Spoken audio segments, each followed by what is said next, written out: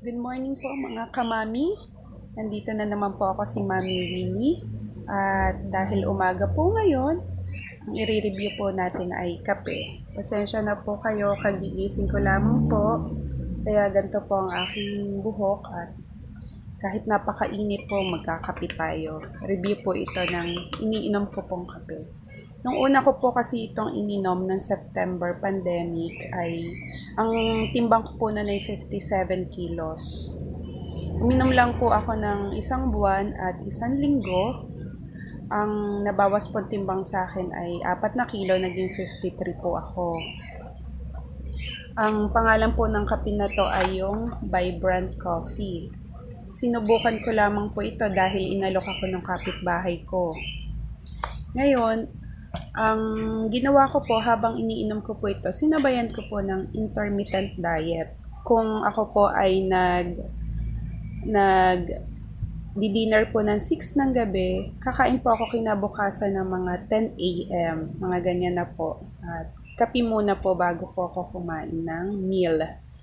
Ngayon po, nabawasan po ako na ng 4 kilos.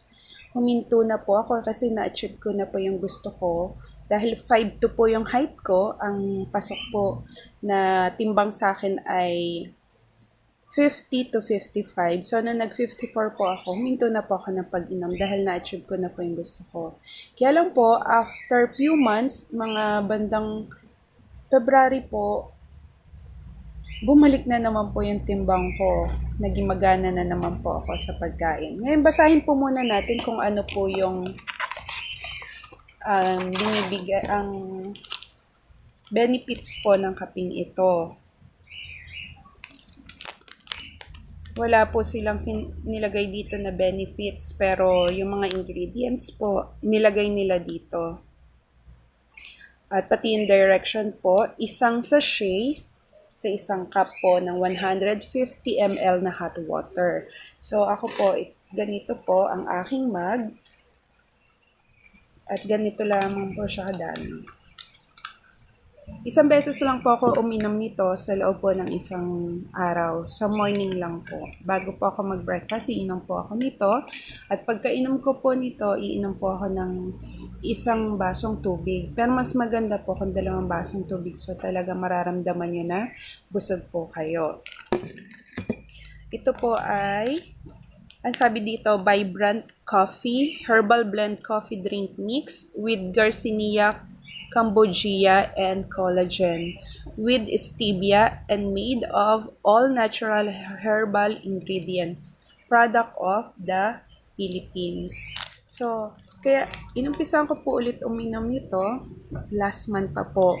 Ang nabili ko na pong ganito ay 6 boxes. Na-consume ko na po yung 5, ito na po yung pang 6 boxes ko. Ang ginawa ko naman po ngayon, hindi po ako nag-diet. Kung ano po yung kain ko, ganun pa rin po, hindi po ako nagbawas. At ang napansin ko po, hindi po nabawasan yung timbang ko. So, conclusion ko po dito, kapag iinom po kayo ng mga ganito, mga slimming coffee, kailangan din po natin ng disiplina sa sarili. Sa first 2 weeks po ng pag-inom ko po nito, medyo parang nag-bloated po yung tiyan ko at ang nangyari po pagkakain ako parang yung pagkain ko nandito na po sa leeg ko. So ang gagawin ko po, hindi ko nadadagdagan yung pagkain ko, hindi na ako kakain ng kakain. Hihinto na po ako. Ganon. Pero hindi ko po binawasan yung regular na pagkain ko, ganon pa rin po. So, hindi nabawasan yung timbang ko. Kaya kung tayo po ay gusto po natin magpapayat, kailangan din po natin ng self-discipline. Kumbaga yung mga ganito po ay helping aid lamang po sa atin, kasi sa atin pa rin po magmumula yung disiplina sa sarili kung talagang gusto po natin mamayat. Ano po? So, after po nito, ay naka 6 boxes na po ako. Tingin ko po titigil muna ako ng pag-inom kasi may ibang brand po akong itatry naman na kape. Pero ito pong Vibrant Coffee, hindi po siya masyadong matapang. So, doon po sa mga hindi mahiling magkape, pwede po sa inyo ito. Hindi po siya ganong katapang na kape. At Na-try ko din po siyang inumin sa gabi. Nakakatulog naman po ako sa kagabi kapag umiinom po ako ng Vibrant Coffee. So, pwede niyo po siyang inumin umaga or sa gabi. Nasa sa inyo po.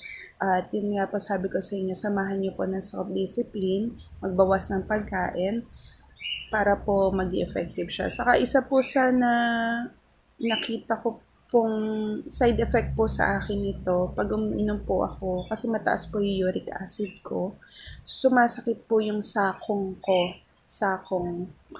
Kaya babawasan ko po muna ang pag-inom ng kape, ititigil ko muna po itong Vibrant Coffee. Kasi nung tumigil ako pag-inom ng Vibrant Coffee, nawala din po yung pagsakit ng sakong ko. Hindi ko po alam kung na-trigger ba niya yung uric acid ko. Hindi ko po alam yon. So, yun lamang po ang naging side effect sa akin, yung sumasakit po yung aking sakong. So, nasa sa inyo pa rin po mga mami kung gusto niyo po itry ito. Sa Shopee ko po ito binili, 167 po. Pero kung bibilin po ninyo ito sa market, yun sa mga nagtitinda talaga, seller, distributor, nasa 250 po yung isang box po nito. At ang sachet na laman po ay 7 sachet ng 18 grams. Ang isa pong sachet ay 18 grams. So, ang laman po ay 7. Nagto-total po siya, net weight po niya ay 126 grams. Yan, mga mommies. Iinom po muna ako ng kape, ubusin ko muna po ito para magawa ko na po lahat ng aking gagawin ngayong araw na ito. Maraming salamat po sa inyo. Good morning po and God bless us all.